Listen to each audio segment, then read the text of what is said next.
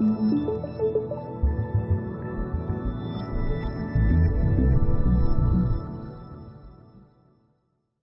mise en place de l'IFI n'a pas découragé l'investissement dans l'immobilier, puisque ça reste une classe d'actifs peu fluctuante, avec des rentabilités assez correctes et les faibles taux d'intérêt qui perdurent restent un moteur d'investissement dans l'immobilier assez important.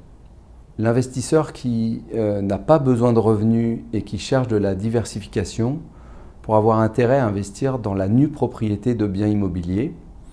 Un bien immobilier peut être démembré pour une durée temporaire, souvent de 10 à 15 ans, voire plus.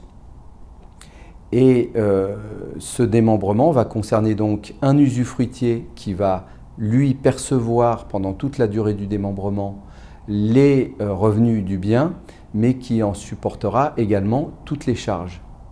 Le nu propriétaire, lui, va acquérir la nue propriété avec une décote importante par rapport à la pleine propriété.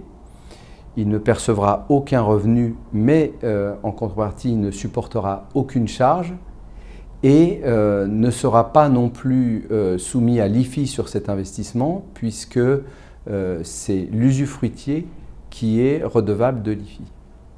Un autre type d'investissement va consister à investir dans des activités opérationnelles dont l'immobilier est affecté à l'exploitation.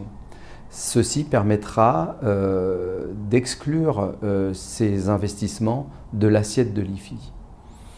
On va trouver des opérations de promotion ou de marchand de biens et également des opérations dans l'hôtellerie. La première partie, c'est généralement la reconversion d'immobilier obsolète. Ça va consister par exemple à reconvertir des immeubles de bureaux anciens en immeubles d'habitation. Ça peut être aussi la reconversion de friches industrielles ou ferroviaires en quartiers entiers. Ces opérations sont menées par des sociétés spécialisées qui vont conduire plusieurs investissements sur une durée de 6 ans.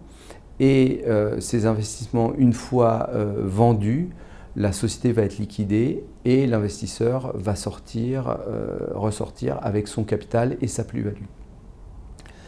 On va avoir le même type de montage dans des opérations dans l'hôtellerie, acquisition des murs et des fonds d'un hôtel, revalorisation de l'actif par création de valeur, à la fois des travaux, l'amélioration du management, parfois le passage sous une enseigne nationale ou internationale, et revente des opérations au fil de l'eau et liquidation de la structure pour que l'investisseur récupère son capital et ses plus-values.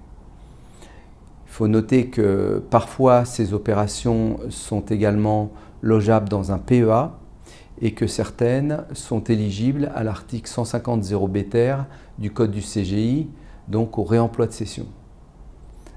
Nous avons donc un grand nombre de solutions pour les investisseurs qui cherchent à investir dans l'immobilier malgré le contexte de l'IFI.